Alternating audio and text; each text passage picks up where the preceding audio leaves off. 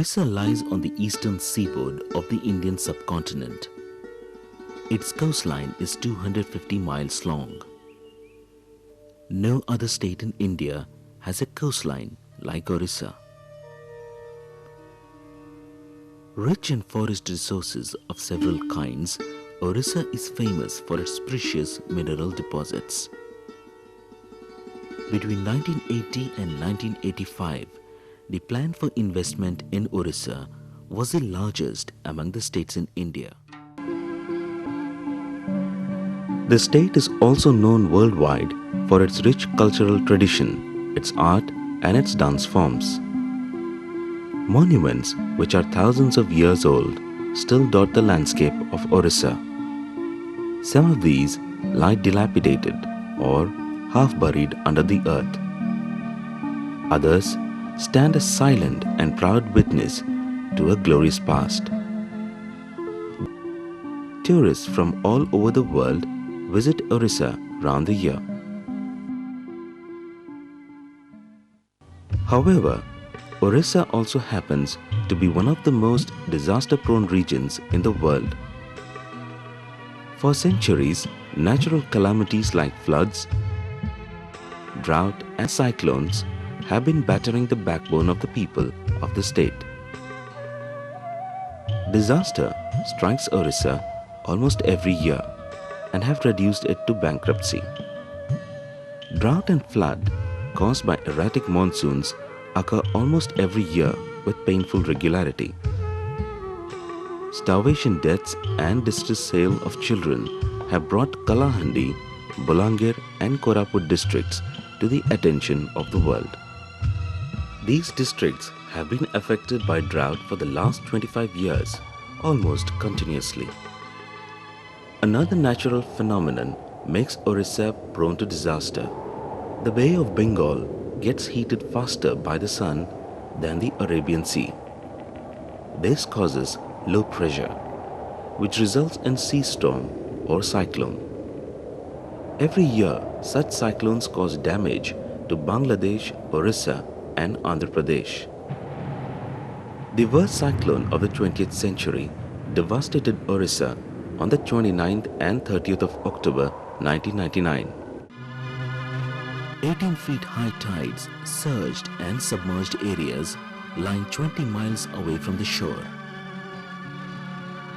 Winds blowing at 200 miles an hour and heavy rains wrought havoc in 14 coastal districts of Orissa. More than 10 million people were affected by the cyclone and most of them lost their livelihoods. As per official estimates, 9,885 people had died in this cyclone.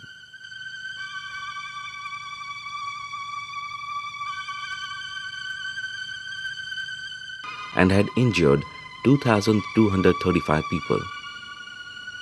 More than 339,000 livestock was lost. 23,129 houses were washed away and more than 825,000 houses had collapsed. The cyclone resulted in crop loss covering 1.7 million acres and the estimated value of loss was put at over 2 billion rupees.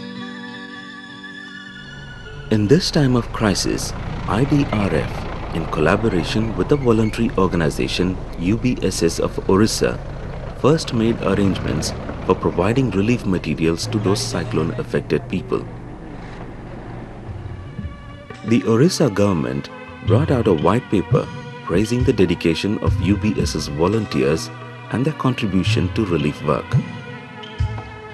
Their efforts benefited more than 300,000 people belonging to 11,000 families in the worst affected Ersama and Mahakalpada areas.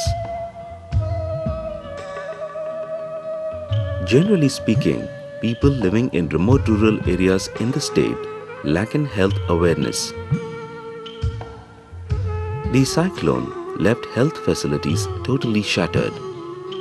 To address this problem, through mobile medical vans, IDRF and its partner took doctors and medical help to those helpless people's doorstep.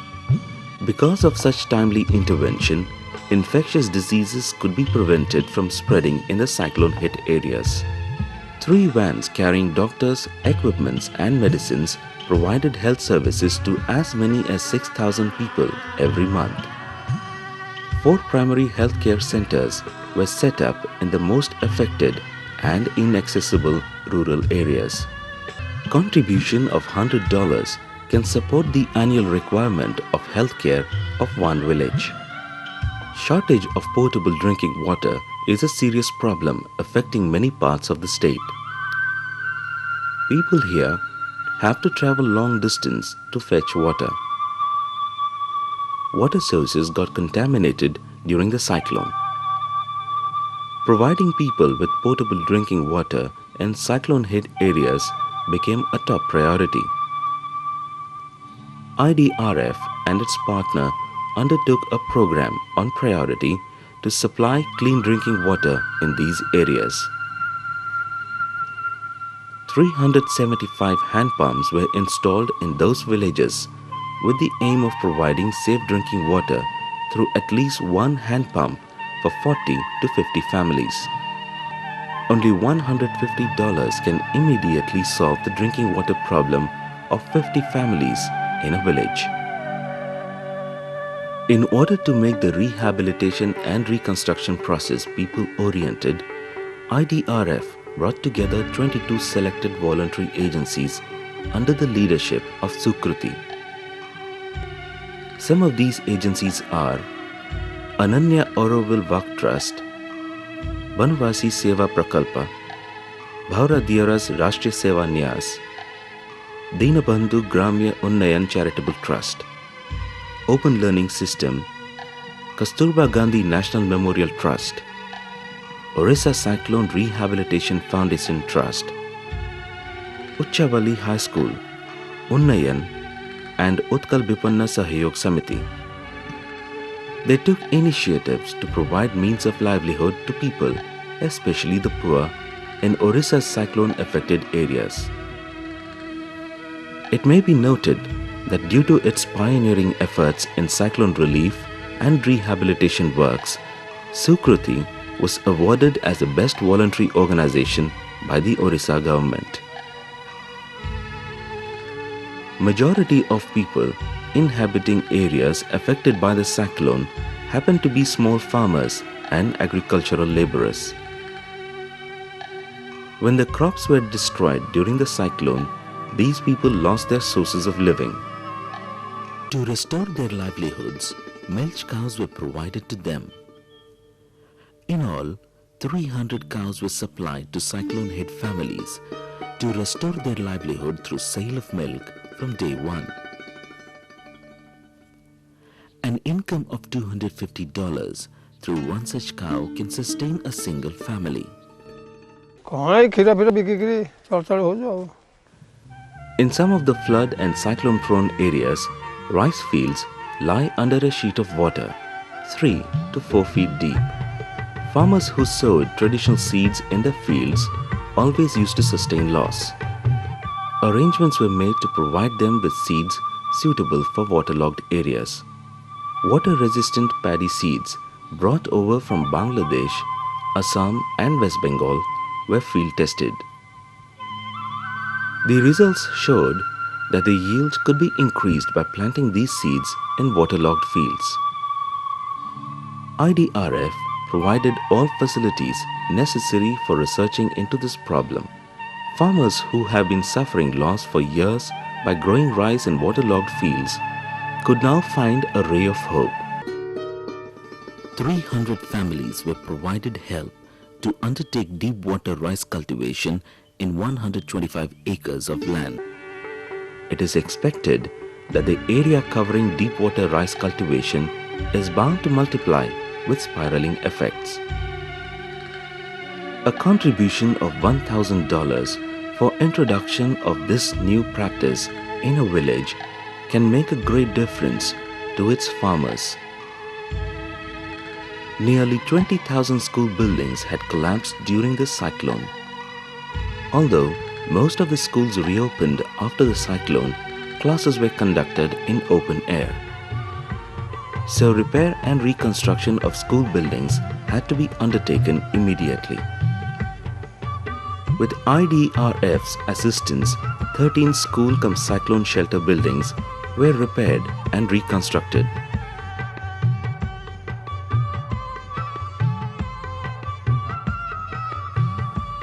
Training centers for tailoring were set up in remote Mofussil areas affected by the cyclone to enable poor women to earn a living.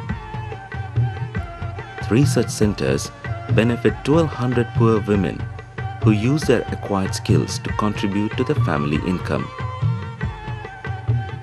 A contribution of $500 could meet the expenditure for imparting training in tailoring and thereby an opportunity for livelihood to 100 unemployed poor women.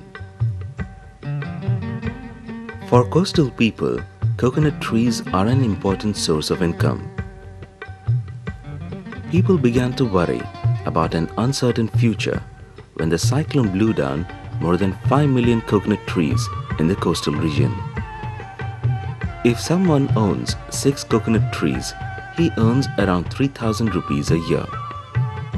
Keeping this in view, 300,000 coconut saplings were distributed to 50,000 families free of cost. These saplings will bear fruits in 5 to 6 years' time and help the families earn a living on a regular basis. Young men and women in villages were given training in maintenance of coconut trees. It takes only $5 to help a poor family plant 1 coconut sapling and care for it till it bears fruits. People were encouraged to raise kitchen gardens in their backyards. For this purpose, 800,000 fruit and vegetable saplings were distributed to 50,000 households. I cannot even find suitable words under what conditions our NGO partners have worked. The roads were virtually non-existent, and yet our partner NGOs made sure that they visited those places, completed the projects, and I really admire their contribution in every possible way. Generous donors contributed IDRF $600,000 in aid of the Supercyclone victims of Odisha. IDRF considers all these efforts in Odisha a drop in the ocean. The task of reconstructing Odisha's cyclone-affected areas is enormous and still incomplete. We invite you to support our endeavor.